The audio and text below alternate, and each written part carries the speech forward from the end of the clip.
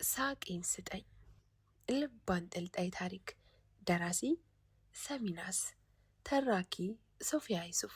ይህንና መሰል የፍቅር ታሪኮችን ለማግኘት ቻናላችንን ሰብስክራይብ ያድርጉ። መልካም ቆይታ።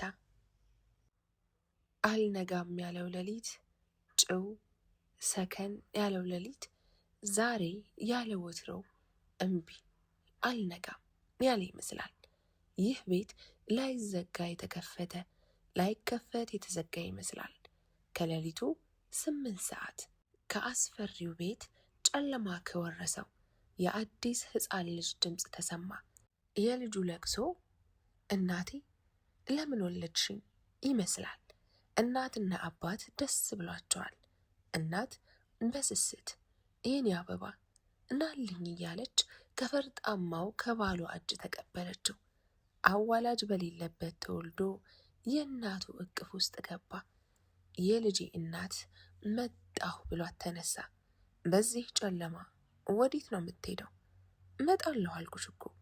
ውስጧን ቅር እያላት ተስማማች። ወጣ ሄደ። ደጃፍ ላይ ቆሞ ማሰብ ጀመረ።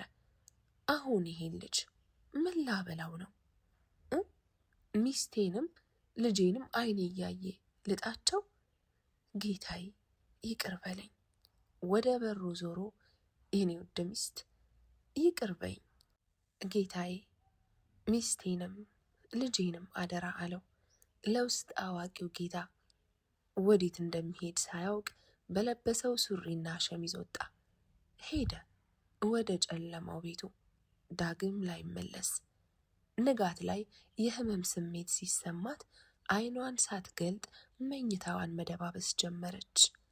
ጁነይድ ጁነይድ ሰሚ በሌለበት እየተጣራች ልቧ እየፈራ ተነስታ ስታይ የባሏ መኝታ ማንም የለውም።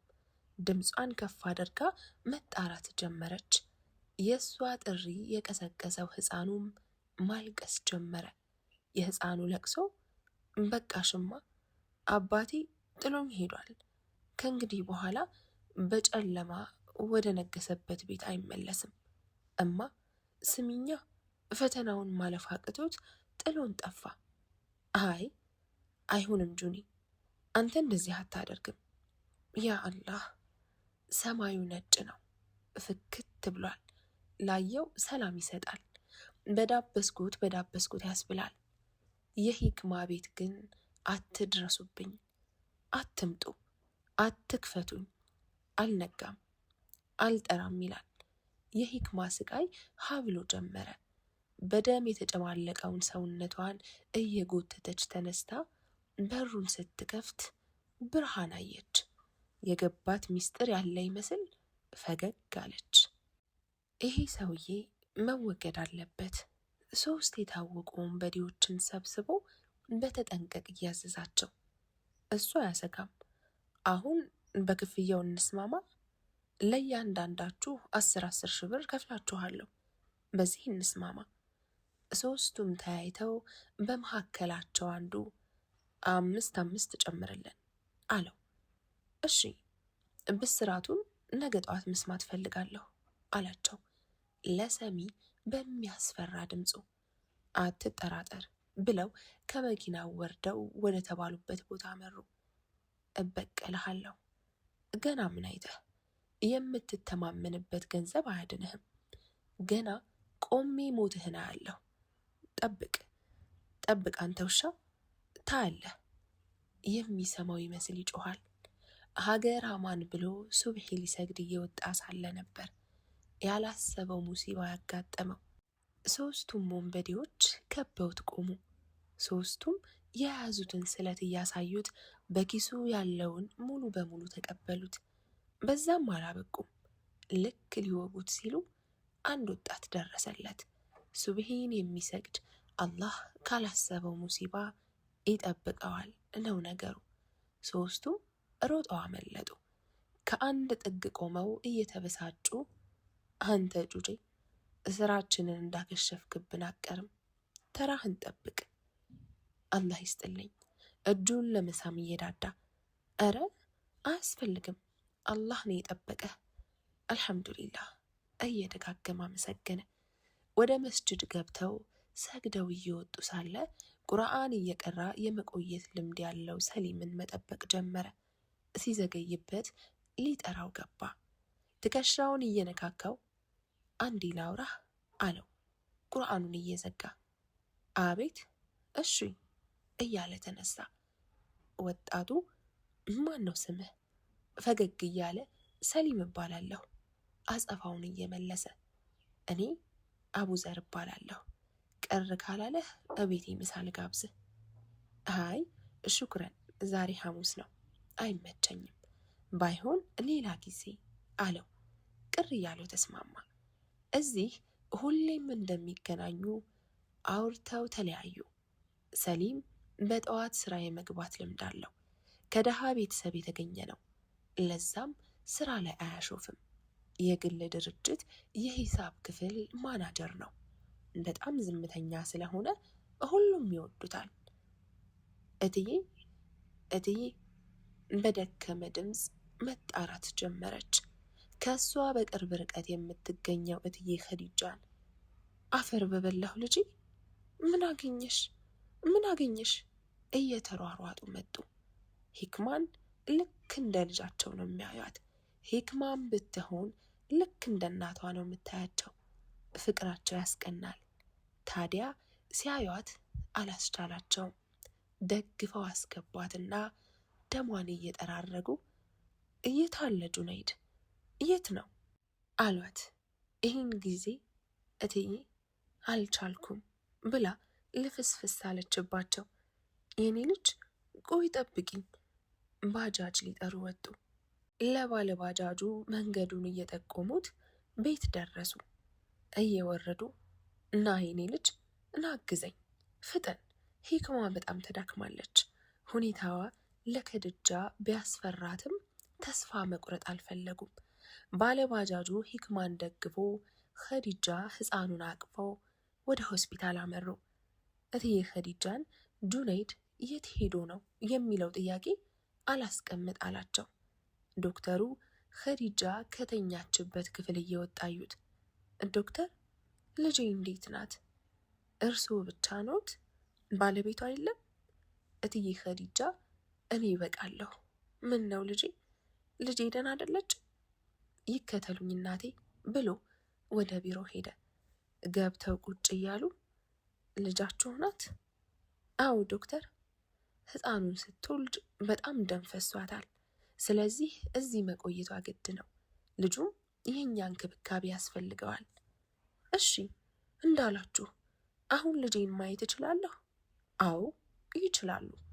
በእጁ ወደ በሩ እየጠቆማቸው አላህ ይስጣችሁ ብለው ተነስተው ወጡ። ሂክማ አይኗን በሩ ላይ ማንከራተት ጀመረች። ተው ባሌ፣ ይሄ ልጅ አባት ተመለስ። ቆይ የት ነው ያለኸው? የት ነህ? እባክህ የት ነህ? ታነባለች። ድንገት በሩ ተከፈተ። የናፈቃት ባሏ መስሏት ብድግ አለች። ግና ያሰቡት ቀርቶ ያላሰቡት ይሆናል ነው ነገሩ። ልጅ እያሉ ተጠጓት። ይህን ጊዜ ቤተሰቧ ታወሷት። አለቀሰች። ሁለቱም አለቀሱ። እትዬ ልጅነቴ፣ ትምህርቴን፣ ቤተሰቦቼን ትቼለት የመጣሁት ባሌ ጥሎኝ ሄደ። መሸከም ቢያቅተው ሸሸ። እናትና አባቴ ናፈቁኝ እትዬ። አንቺ ባትኖሪ ኖሮ ልጄ ሊሞትብኝ ነበር። ዝም አትበይ እትዬ፣ ይህኔ ልጅ ይመጣል። ተረጋጊ። በጁነይድ ስራ እጅግ አዝነው እሷን ለማጽናናት ያወጡት ቃል ነበር። እሺ እቴ፣ እጠብቃለሁ። ከመጠበቅ ውጪ የት መሄጃ አለኝ? እትዬ ኸዲጃ አልቻሉም፣ ማልቀስ ጀመሩ። ልጅነታቸው ታወሳቸው። አቡዘር ከሚስቱና ከ4 ልጆቹ ጋር እያወራ ስልኩ ጠራ። ማነሽ ሐፊዛ? ያንን ስልክ አቀብኝ። ሄለው ጎርነን ባለ ድምፅ። አቤት። ዛሬ ብታመልጠኝ ነገ አታመልጠኝም፣ አልለቅህም። አቡዘር ወደ ውጭ እየወጣ ቆይ ማን ልበል? ከኔ ምንድን ነው የምትፈልገው? ሞትህን ነው የምፈልገው። ሞትህን። ቆይ ማነህ? ሷቢር ጓደኛክ። ብዙም አደንግጥ። አቡዘር ዘና እንደማለት እያለ ሌባው ብትለኝ እኮ አውቀህ ነበር። አሁንም ይሄ ትዕቢትህ አልለቀቀህም? አንተን ሳልበቀል። ጥሩ በርታ፣ ከተሳካለህ። ምንም የፍርሃት ስሜት አልተሰማውም። ሷቢር እርር እያለ ፍራኝ እያልኩህ ነው። አላህን ከፈራሁ ይበቃኛል። አንተን መፍራት በፍጹም አያሻኝም። ሷቢር እያጓራ ስልኩን ዘጋው። አጠገቡ ያለውን ጠባቂ ዞር በልልኝ፣ ምን ታፈጣለህ ብሎ ጮኸበት። የተሸነፈ ያህል ሲሰማው የያዘውን ኸምር ጠጣው። ሰሊም ለእናቱ የሚያስፈልጋትን ገዝቶ ወደ ቤት አመራ። እማ፣ እናቴ፣ እኩያው የምትመስለውን እናቱን እየተጣራ ወይ ሰላሚ ደህና ዋልሽ? እንደ ልማዱ ደረቷ ላይ ልጥፍ እያለ እሷም አጥብቃ እያቀፈችው የኔ ሰላም ደህና ነኝ፣ ስራ አሪፍ ነው። እማ ናፍቀሽኝ ነበር። የኔስ ናፍቆት ከቅፏ እያወጣችው ሳመችው። በቃ እኔን አታስታውሰኝም ማለት ነው? እረ አያቴ ያላንቺ ማን አለኝ እያለ አቅፎ ሳማቸው። ወደ እናቱ በስስት እያየ እሷ እኮ ናት በሩ ላይ የምትቆመው እንጂ አንቺን ነው ቀድሜ ማናገር የምፈልገው አያቴ እየጠቀሳት እና ሰላሜ እንኳንም ነገርከኝ። አየህ ስትቀናብን አሉ አያቱ። አላልኩሽም? በሉ መግሪብ ደርሷል። ተነስ ሰግደህና እና እናፈጥራለን። ሰኞና ሐሙስ የመጾም ልምድ አላቸው። እሽማ፣ እሽ እናቴ። ልጄ ሁሉም ነገር ያልፋል። የኔ ሂክማ ኢንሻአላህ እትዬ ኢንሻአላህ። ሂክማ ህመሟን ዋጣ አድርጋ ከቀናት በኋላ ወደ ቤት ለመሄድ እየተዘጋጁ ፈራ ተባያሉ። የኔ ሂክማ እኔ ጋር አንድ ላይ ብንኖርስ? አይ እትዬ ከትዝታዬ ጋር እዛው ብኖር ይሻለኛል። ይሄኔ ልጅ እባክሽን አንድም ቀን ጠይቄሽ አላሳፈርሽኝም። እባክሽ እሺ በይኝ የኔ ልጅ። ለማልቀስ እየዳዳት እሺ እትዬ። ደስ ብሏቸው ተነስተው ሳሟት። ዶክተሩ በሩን ከፍቶ እየገባ ሂክማ እንዴት ነሽ? አንገቷን ደፍታ አልሐምዱሊላህ ደህና ነኝ፣ ዛሬ መውጣት ትችላላችሁ፣ ልጅሽም በጥሩ ሁኔታ ላይ ይገኛል። እሺ ዶክተር። ነርሷ ልጁን አቅፋ መጣች። ይሄው ልጅሽ ሂክማ። አይኗ እንባ አዝሎ እናልኝ የኔ ልጅ። ነርሷና ዶክተሩ በሁኔታቸው እየተገረሙ እትዬ ለልጄ ስም አታወጭለትም? ማሻአላህ እያሉ ማን ልበለው መሰለሽ? ሉቅማን ብዬዋለሁ የኔ ልጅ። እንደ ሉቅማን ጥበበኛ አድርገሽ በስምሽ አሳድጊው የኔ አበባ፣ አደራ ነው አሏት ወደ እሷ እያዩ። ኢንሻአላህ እናቴ፣ አንቺ አጠገቤ ካለሽ አደራሽን እወጣለሁ። በየኔ ልጅ ለእኔ ስጭኝና ቀስ ብለሽ ተነሺ። እሽማ። ተነስተው ወጡ። ዶክተሩ በጠራላቸው ባጃጅ ወደ ቤት ሄዱ። ልክ እንደደረሱ ሂክማ ወደ ጨለማው ቤቷ ማየት ጀመረች።